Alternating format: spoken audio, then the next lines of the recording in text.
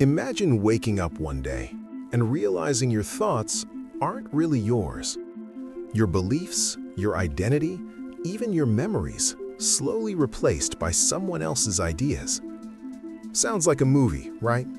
But this actually happened to real soldiers, prisoners, and even ordinary people.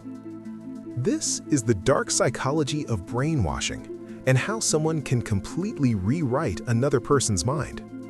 Introduction. Brainwashing is often mentioned when people talk about mind control, but its power is so disturbing, it deserves its own deep dive.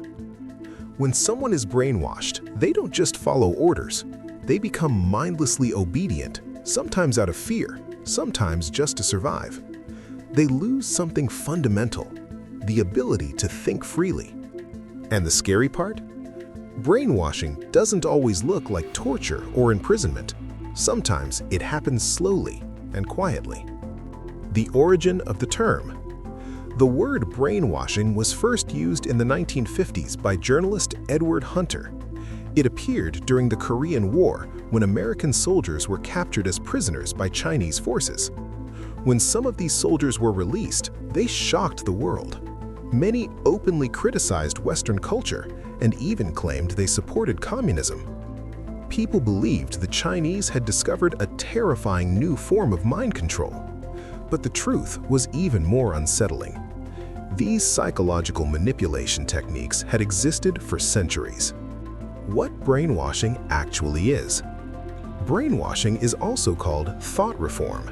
It's a psychological process designed to slowly change a person's thoughts, emotions, behavior, and core beliefs until eventually they become someone completely different. It usually involves pressure, fear, guilt, isolation, and control. And researchers discovered that brainwashing often follows a series of predictable stages. Let's break them down. The 12 stages of brainwashing. 1. Assault on identity. The first step is destroying a person's identity. Captors question basic things. What is your name? Who were you loyal to? But when the prisoner answers, they may be punished or beaten. Then they're told their identity is wrong. Over time, they begin to doubt who they really are. 2. Guilt. Next comes overwhelming guilt. The victim is made to believe that everything happening to them is their fault. If something goes wrong, they are blamed. Eventually, they start believing, I deserve this. 3. Self-betrayal. Now they're forced to denounce everything they once loved, their family, their culture, their religion, their friends. Everything that once defined them is labeled as wrong or evil. This is how the old identity begins to collapse. 4. Breaking the individual. At this point, the person feels completely trapped. There's no escape, no hope. Fear overwhelms their ability to think logically. Some prisoners even begin wishing for death just to escape the suffering. This is the moment their psychological resistance breaks. 5. Small acts of kindness. Then, something unexpected happens. The captor suddenly shows a small act of kindness, maybe food, maybe a softer tone. To someone who has been suffering, this tiny kindness feels enormous. And now the victim begins believing, maybe if I cooperate, things will get better. 6. Forced confession. Now the victim is encouraged to confess their crimes, even if those crimes are imaginary. They begin admitting faults, mistakes, or betrayals, trying to cleanse themselves. But this confession isn't about truth. It's about breaking their remaining sense of self. 7. Channeling guilt. The guilt deepens.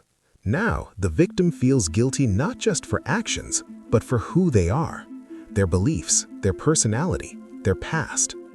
Everything becomes a reason to feel shame. 8. Re-education. With their old identity destroyed, they become psychologically empty. This is when the captor introduces new beliefs, new ideas, new rules, a completely new worldview, and the victim slowly begins to accept it. 9. Progress and reward. The more the victim accepts the new ideology, the more they are rewarded. Better treatment, more food, more freedom. This creates a powerful psychological loop.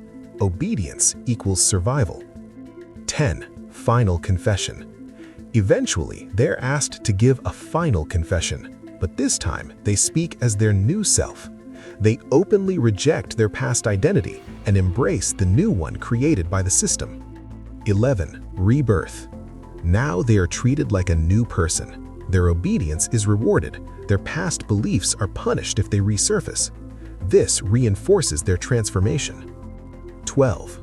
Release. Finally, they are released back into the world, but they are no longer the same person.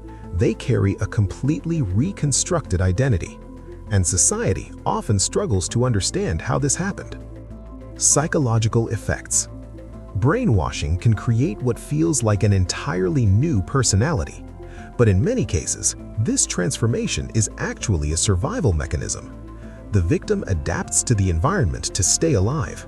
They become what their captors want them to be because it's the only way to survive.